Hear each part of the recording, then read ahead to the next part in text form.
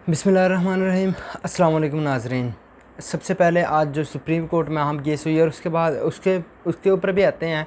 सबसे पहले जो आज इस्लामाबाद हाई कोर्ट ने एक बहुत बड़ा फ़ैसला दिया है उसके मुतालिक बताते हैं। जो साइफ़र केस की सज़ा थी वो मुअत्तल ख़त्म ही हो गई है, मुअत्तल तो नहीं है क्योंकि ये फ़ैसला कलअदम करार दे दिया गया। इसकी कुछ तफसीलात बताते हैं। फिर जस्टिस बाबर सत्तार साहब की कॉन्फिडेंशियल मालूमात लीक करने के मुतालिक उस केस की भी सुप्रीम कोर्ट में समाअत थी, उसका भी कुछ अहवाल शेयर करते हैं आपके साथ।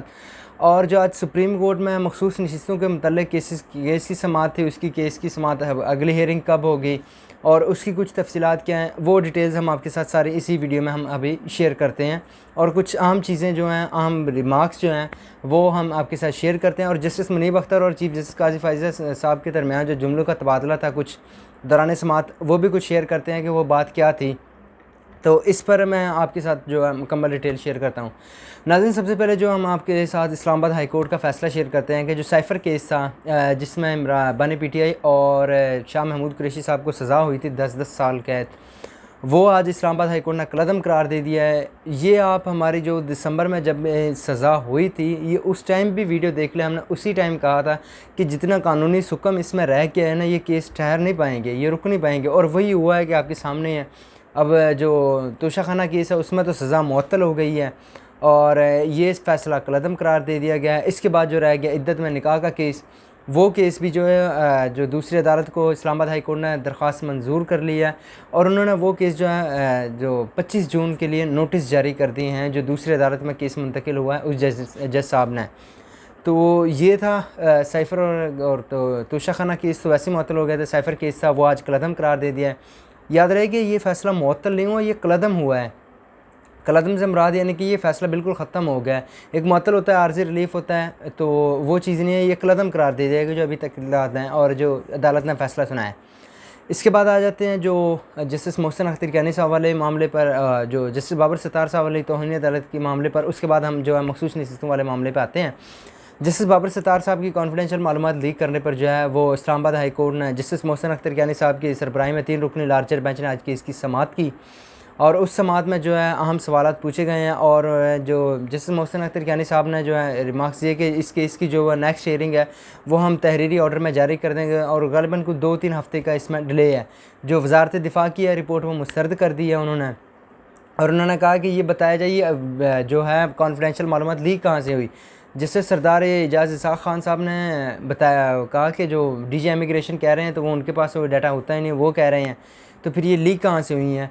तो ये बज़ाहिर मामला ये भी कोई सादा सा नहीं है नज़र आ रहा है। ये हुकूमत के लिए आए रोज़ अदालती महाज की तरफ से बढ़ती हुई मुश्किलात ही नज़र आ रही हैं क्योंकि जजेस जो इस वक्त इस्लामाबाद हाई कोर्ट के जो हैं वो इस वक्त आपको भी पता है, सब देख रहे हैं, हेयरिंग्स हो रही हैं।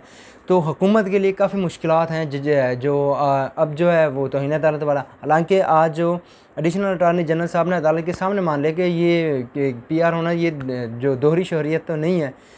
तो इस पर जो है फिर अब उनका क्या बनेगा। जो टीवी चैनल्स ने जिनने प्रोग्राम किए, जिन सहाफ़ियों ने, उनको तो नोटिस जारी हो गए हैं तौहीन अदालत के, जिनमें मतीउल्लाह जान साहब हैं, तलत हुसैन साहब हैं और ग़ालिबन एक और सहाफ़ी है, मुझे उनका नाम याद नहीं आ रहा है वो किनके, उनके भी नोटिस जारी हो गए हैं जो है वो तौहीन अदालत के। खैर ये तो एक अलग मैटर होगा। इसके बाद आते हैं जस्टिस मुनीब अख्तर और काजी फायज़ा साहब के दरमियान कुछ जो बातें हुई। फिर जस्टिस अतर मिनाला साहब के रिमार्क्स, जस्टिस जमाल मंदोखेल साहब के, और क्या लगता है क्या हो सकता है, ये कुछ हम आपके साथ आज शेयर करते हैं। जस्टिस चीफ जस्टिस काजी फायज़ा साहब ने कहा कि एक टाइम पे आके उन्होंने कहा कि जब आप ज़हन बना ही बिक चुके हैं तो फिर हम अपने आप को वापस ले लेते हैं जो और फ़ैसला कर देते हैं। तो इस पर जस्टिस मुनीब अख्तर साहब बोले कि जो है वो वकील से सवाल करना हर जज का हक़ है और मैं ये नहीं बर्दाश्त करूँगा।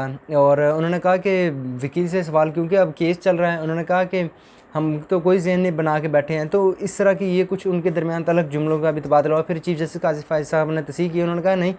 फिर वकील तकरीबन ये कोई केस में उन्होंने 12 बार, जो मरीम नवाज़ खान साहब है जो हैं वो भी रिपोर्टर, उन्होंने भी इस चीज़ को रिपोर्ट किया कि 12 बार चीफ जस्टिस काजी फायज़ा साहब ने जो है वो टोका आज जो जजेस को, क्योंकि जब भी बात आती थी वो ज़ाहिर सी बात है। अब मेन मामला तो 13 जनवरी से शुरू हुआ था क्योंकि अगर बल्ले का इंतखाबी निशान ना जाता तो ये नौबत यहाँ तक आनी नहीं थी।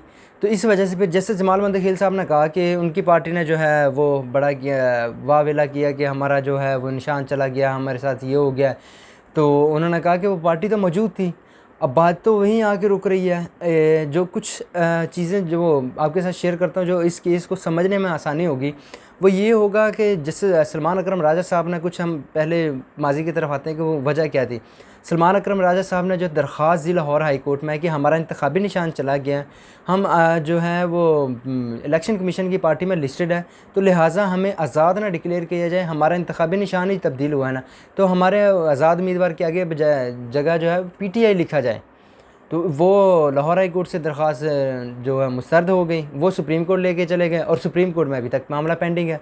और आज यही बात हुई तो फिर फैसल सिद्दीकी साहब ने कहा कि वो जो, मैं चाहूँगा कि आप इजाज़त दें, जो सलमान अकरम राजा साहब हैं वो इस पर रोशनी डालेंगे, क्योंकि वो इसके विक्टिम भी हैं, यानी कि इसके वो शिकार भी हैं, तो इस वजह से वो इस पर रोशनी डालेंगे।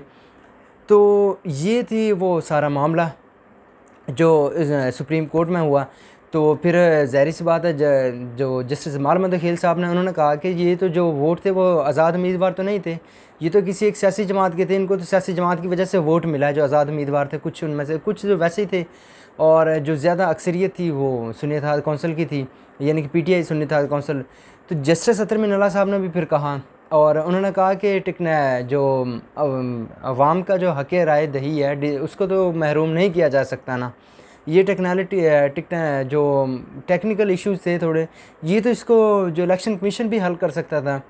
तो ये चीज़ें थी आज। और जस्टिस मुनीब अख्तर साहब ने बड़े अहम सवालात किए, जस्टिस मंसूर अली शाह साहब ने बड़े सवालात किए। ये केस तो कल 11:30 बजे तक मुलतवी हो गया, इस केस की हेयरिंग। फिर जस्टिस इरफान सादत साहब ने जो एक सवाल किया, और वो एंड में उन्होंने कहा कि जो सब चीज़ इस तरफ जा रहे हैं, उन्होंने पॉलिटिकल पार्टी की जो डेफिनेशन है वो एक पढ़ी, और उन्होंने कहा कि वो पॉलिटिकल पार्टीज़ जो इलेक्शन लड़ती हैं, जो इलेक्टोरल प्रोसेस है उसमें हिस्सा लेती हैं, वो जीती या नहीं जीती हैं, तो वही पार्लियामानी पार्टी हो गई ना। तो इस पर अगर सुन्नी इत्तेहाद कौंसिल ने जो कॉन्टेस्ट ही नहीं किया इलेक्शन, तो इस पर तो फिर उनको ये बहस तो सारी सेकेंडरी आ जाएगी, फर्स्ट तो वही चीज़ आएगी। तो फिर जैसे अतर मिनल्ला साहब ने बोले, उन्होंने भी रिमार्क्स दिए, उन्होंने कहा कि अवाम का हक़ राय दही तो महरूम नहीं किया जा सकता ना, ये अवाम के मैटर का मामला है। तो ये सारा था आज का सिनेरियो जो सुप्रीम कोर्ट में बना रहा। और चीफ जस्टिस काजी फैसल साहब ने भी कुछ सवालात पूछे, जस्टिस सियाया अफरीदी साहब वो खामोश रहे हैं, उन्होंने कोई इतने सवालात नहीं किए। जस्टिस आयशा मलिक साहब भी बोली हैं, और जो जस्टिस अतर मिनल्ला साहब भी, उन्होंने भी कुछ सवालात किए, जस्टिस मुनीब अख्तर साहब ने भी। तो ये सारी आज की हेयरिंग का जो अहवाल था, हमने कुछ आपके साथ शेयर किया, कुछ अपडेट्स थी, जो इम्पोर्टेंट चीज़ें थी वो हमने शेयर की। और मज़ीद जो कल हेयरिंग होगी उसकी भी अपडेट्स आएंगी, वो भी हम आपके साथ शेयर करेंगे। अभी के लिए इतना ही, हमें इजाज़त दीजिएगा। अल्लाह हाफ़िज़।